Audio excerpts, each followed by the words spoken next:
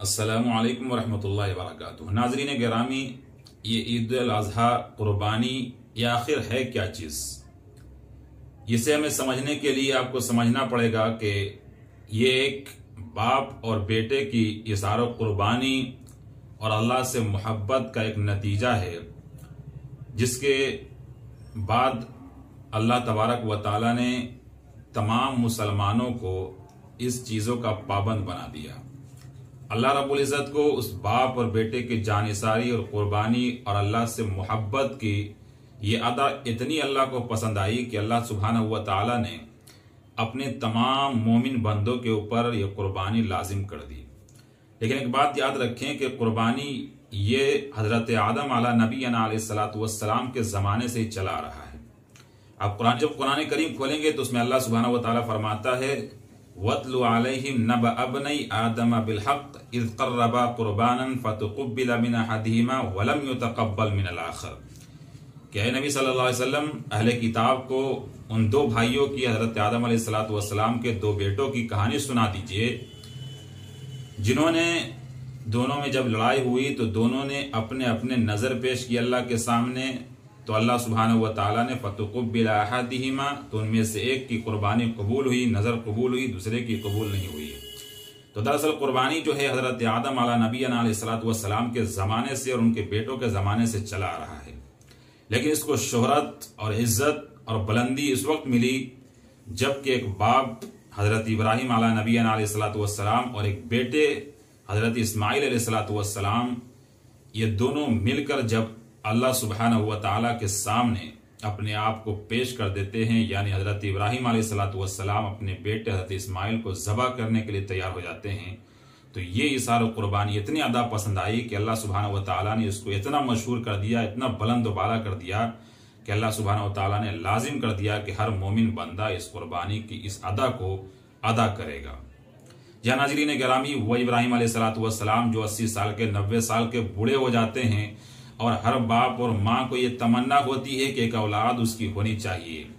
हज़रत इब्राहीम अलैहिस्सलातु वस्सलाम भी दुआ करते हैं, बहुत दुआओं के बाद, तमन्नाओं के बाद, अल्लाह से मांगने के बाद एक लाडला घर में आता है। लेकिन इम्तिहान भी साथ साथ शुरू हो जाती है और अल्लाह सुब्हानहू व तआला जब छोटे से होते हैं तो अल्लाह सुब्हानहू व तआला हुक्म दे देता है कि इब्राहीम, इस लड़के को और इसकी माँ को बेआबो गया जंगल में छोड़ कर आ जाओ। आप जिसे देखते हैं आज मक्का इतने खूबसूरत शहर बन गया है, उस वक्त हज़रत इब्राहीम अलैहिस्सलातु वस्सलाम के ज़माने में जंगलात खंडरात थे। वहाँ इंसान तो इंसान, जानवर भी नजर नहीं आते थे, क्योंकि वहाँ पानियों का कोई नज़्म नहीं था। हज़रत इब्राहीम अलैहिस्सलातु वस्सलाम को हुक्म होता है कि वहाँ से जंगलात में जाकर छोड़ दो। हज़रत इब्राहीम छोड़ आते हैं और सिर्फ अल्लाह के नाम पर छोड़ आते हैं। हाजरा पूछती हैं कि ऐसा क्यों कर रहे हो? तो अल्लाह की तरफ इशारा करते हैं कि उस अल्लाह का हुक्म है, और बीवी भी वैसी ही थी, फरमा बरदार इताअत गुजार बंदी थी। उसने कहा कि जब अल्लाह ने हमें छोड़ दिया है और अल्लाह ने हुक्म दिया है तो फिर वो अल्लाह हमारी देखभाल भी करेगा। यह था हमारी माओ का ईमान। लेकिन आज की माओ का ईमान देख ले, एक वक्त नमाज पढ़ने की तौफीक नहीं होती। ये हमारी माएँ आज की। टीवियों के सामने बैठना हमारी माओ का आजकल सेवा बन गया है। पाकिस्तानी ड्रामे देखने का सेवा बन चुका है। उल्टी सीधी सास बहू की फिल्में देखने के, ये वाहियात चीज़ों देखने का हमारे यहाँ माओ बहनों का ये उम्र बन चुका है। और वो एक माँ थी जिसने अपने बेटे को लेकर जंगलात में पड़ गई और कहा कि जब अल्लाह का हुक्म है, यहाँ चरिंद परिंद दरिंद कुछ भी ना हो, फिर अल्लाह का हुक्म है तो बस हमें ये कबूल है। आज की माएँ और हमारी और बाप की माएँ होती तो ये कहती कि अल्लाह ऐसा हुक्म नहीं दे सकता, और मानने से इनकार कर जाती। यकीन मानिए, आज के ज़माने की माएँ अगर होती तो मानने से इनकार कर जाती। बहरहाल हज़रत हाजरा ने मान लिया। हज़रत इब्राहीम वहाँ से छोड़कर अपनी वाइफ को, छोटे बच्चे को चले आते हैं। फिर एक दिन ऐसा भी आता है कि वो बच्चा जब खेलने कूदने के काबिल हो जाता है, मुफस्सिरीन ने लिखा है कि हज़रत इस्माईल अलैहिस्सलातु वस्सलाम इस काबिल हो गए कि बाप की मदद कर सके, बालिग हो गए। उस वक्त अल्लाह ने फिर से एक हुक्म दे दिया कि इब्राहीम, ख्वाब दिखाया और कहा कि इब्राहीम जाओ, अपने बेटे को जाकर हमारे राह में ज़बह कर दो। ये एक छोटा इम्तिहान नहीं था, एक बहुत बड़ा इम्तिहान था कि वो इंसान जो एक मांग कर अल्लाह से बड़ी मन्नतें करने के बाद अल्लाह से मांगा हो, एक औलाद मिला हो, उसे भी अल्लाह सुब्हानहू व तआला 1 साल के बाद नहीं बल्कि जवान हो जाने के बाद ज़बह करने के लिए कहे और फिर अपने हाथ से ज़बह करने कहे, तो ये बहुत बड़ा मसाला है। आई थिंक कि हम में से कोई होता तो ये कर पाता, इम्पॉसिबल। लेकिन हजरत इब्राहिम ने कर दिखाया। हजरत इब्राहिम अलैहिस्सलाम को ख्वाब में दिखाया गया, और चूंकि अंबिया किराम का ख्वाब जो होता है वही के दर्जे में होता है, इसलिए गए और जाते हैं। जाने के बाद हजरत इस्माइल से बताते हैं कि मैंने ख्वाब देखा है मेरे लड़के, इन्नी अरा फिल मनाम अन्नी अज़बहुका फंजुर माज़ा तरा, कि ऐ मेरे बच्चे, मेरे लाडले, मैंने देखा है कि मैं तुझे ख्वाब में ज़बह कर रहा हूँ। बच्चा भी बड़ा होशियार था, समझदार था, दीनदार था, मुती फरमा बरदार था, क्योंकि माँ बाप उसके नेक और फरमा बरदार थे। उस बच्चे ने कहा कि अब्बा जान, या वतिफ़अल मा तुमर सतजिदुनी इंशाअल्लाहु मिनस साबिरीन। हमारे और आपकी तरह उसने ये नहीं कहा कि अब्बा जान आप पागल तो नहीं होगे, बेवकूफ तो नहीं होगे, कैसे कैसे उल्टी सीधी बातें कर रहे हैं। आजकल हमारे नौजवानों का हाल ये है कि अगर बाप बूढ़ा हो जाए और उसे कुछ बात सही भी कहे तो वो कहते हैं कि आप अपनी बातें अपने पास रहने दीजिए, आपकी बातें फजूल होती हैं, बकवास होती हैं, माअज़ल्लाह। लेकिन वो बंदा छोटी सी उम्र है, अभी बालिग हुए हैं और वो बूढ़े हो चुके हैं, वो बाप कह रहे हैं कि मैं तुम्हें ज़बह करना चाहता हूं। ये नहीं कहा, कोई अच्छी बात नहीं बताई। हमारे यहाँ नमाज पढ़ने को भी बाप अगर बेटे को कह दे तो कहते हैं अपना काम कीजिए। लड़का अगर गलत काम कर रहा हो, बाप डांटे, लड़की इधर उधर पागलों की तरह फिर रही हो, उसे माँ डांटे तो भी वो कहती है कि माँ तुम पागल हो गई हो। सुधर जाओ मेरे माँ और बहनों, मेरे भाइयों, सुधर जाओ और माँ बाप की बातें मानो। ये वाकयात का ये हिस्सा बताता है कि कुर्बानी, ईद उल अज़हा सिर्फ कुर्बानी कर देने का नाम नहीं है, बल्कि हजरत इस्माइल अलैहिस्सलाम के मुती और फरमा बरदार होने के ये वाकयात बता रहे हैं कि हमारे ऊपर बाप की फरमा बरदारी भी लाजिम और ज़रूरी है।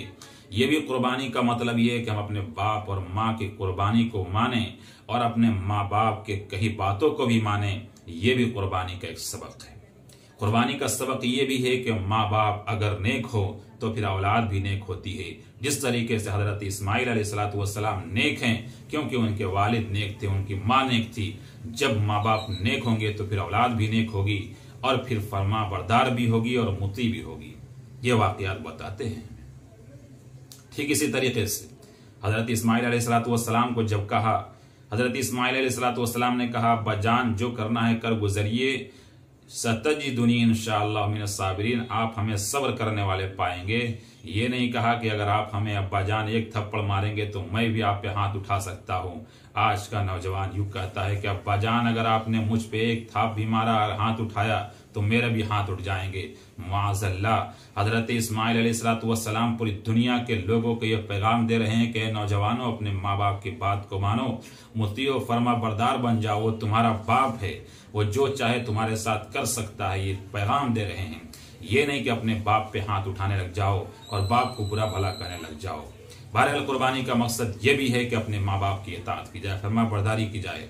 हजरत इस्माइल को ज़बह करने के लिए हजरत इब्राहिम तैयार हो जाते हैं, लेकिन अल्लाह का हुक्म होता है, एक फरिश्ता दुम्बा लेकर आता है और हजरत इस्माइल अलैहिस्सलाम को ज़बह करने के बजाय उस दुम्बा को ज़बह कर देते हैं हजरत इब्राहिम अलैहिस्सलाम। और ये वाकया इतना पसंद आता है अल्लाह को, ये अदा इतना पसंद आता है कि अल्लाह तबारक व तआला ने कहा कि ए इब्राहिम हमने तो तुझे ख्वाब दिखाया था, वसद्दक़्त रुया वकज़ालिक नज़्ज़िल मुहसिनीन, कि इब्राहिम तूने तो इसे सच कर दिखाया इस ख्वाब को।